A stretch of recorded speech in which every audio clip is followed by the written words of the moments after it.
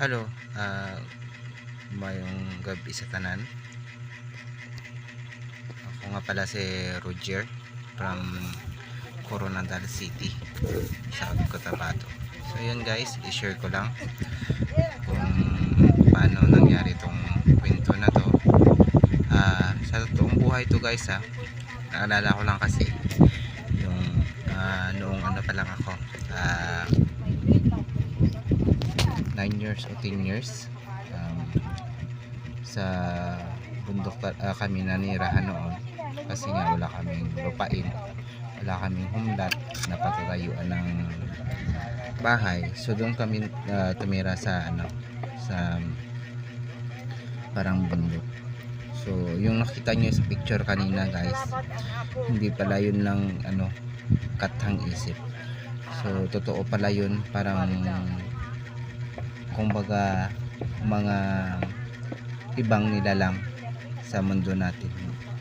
So yun na nakita nyo sa picture na yan guys, kwento ko sa inyo kung paano ko yan nakikita. Dati kasi noon akala namin kung totoong paro-paro lang, pero pinagmamasdan namin ng mga ate ko habang kami nagdadamo sa maisa namin. Naglalaro kami ng ng ate ko. Tapos yung nakita yung sa picture kanina, parang fairy yun ata. Akala namin nga paro-paro lang, tapos totoo siya guys. Nakita namin talaga yun, hindi lang tong kwento-kwento lang. Tapos parang nag-iikot siya sa amin, paikot-ikot siya sa kamaisa namin. Tapos yung ate ko, sinabihan niya ako na hulihin namin kasi nga nakikita talaga namin yung yung peri na yun na pumatong sa dahon ng mais.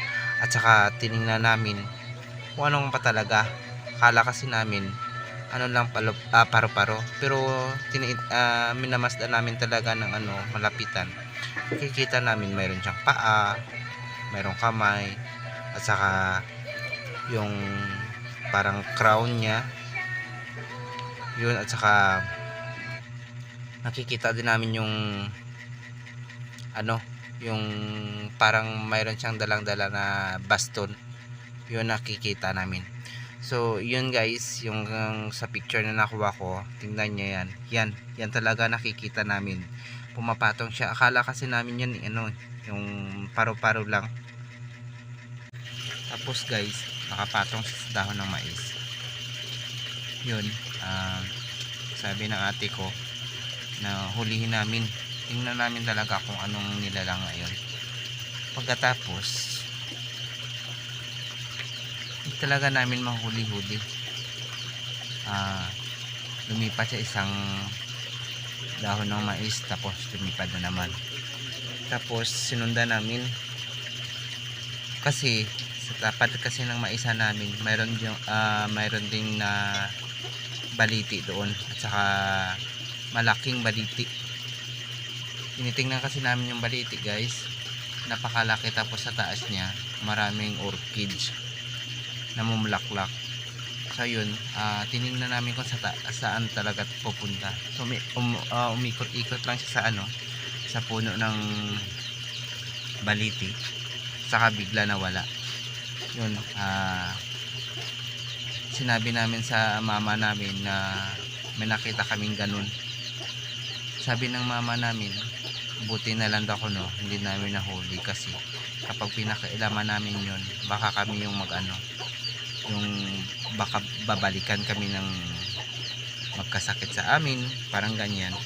Totoo to siya guys, hindi ko to lang katang isip o kwento-kwento. So yan yung nakita namin, totoo talaga yun.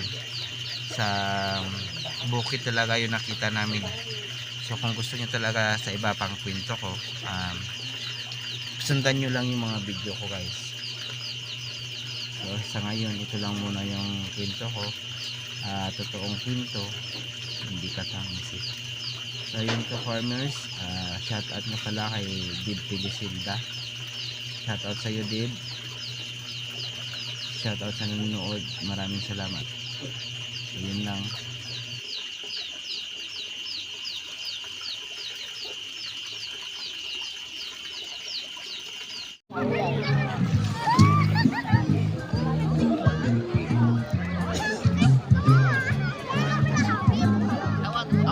Araw, parte ka daghan no? Damo kita lang sana halin diri bis kami nakatali na yo. Oh, tugto mo. No. Ako may net ka dili. Sana tani na fruta.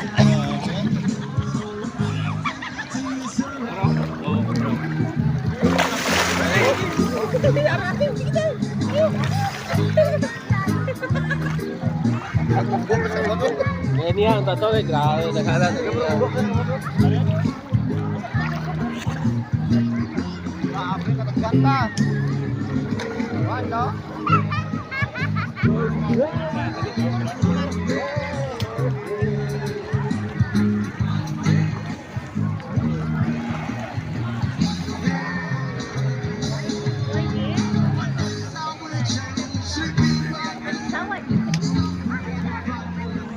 Ato sila oh.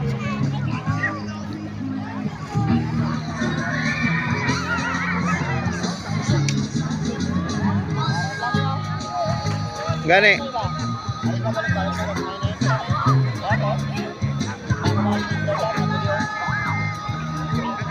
Takot na ba? Takot. Kaya may igat sila na yung pinagpunti na katagpo. Yung katagpo ng dog. Nalagang ng tangin na. Oh? Ayaw. Bakit ang balon mo sila niyo?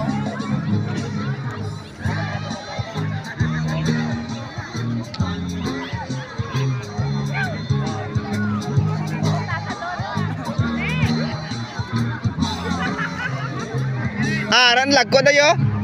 Damot lagko na daw. Nakakasalamat lagko. Oh, ginasuyok niya kaon sa lagko. Oh. Kahit naman ko dala mo sa mga bana, oy. Yay, gag.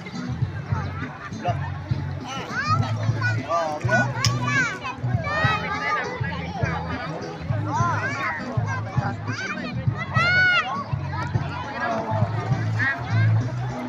Gana, oy.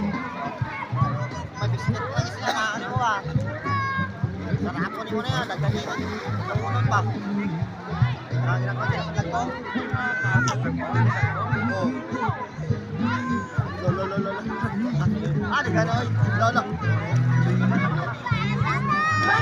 Ito. Di gana, oy. Dagdagan kayo. Dagdagan kayo ba?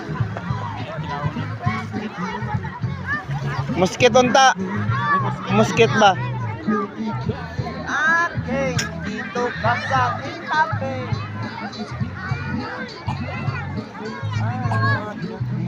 Tahu apa? Tara.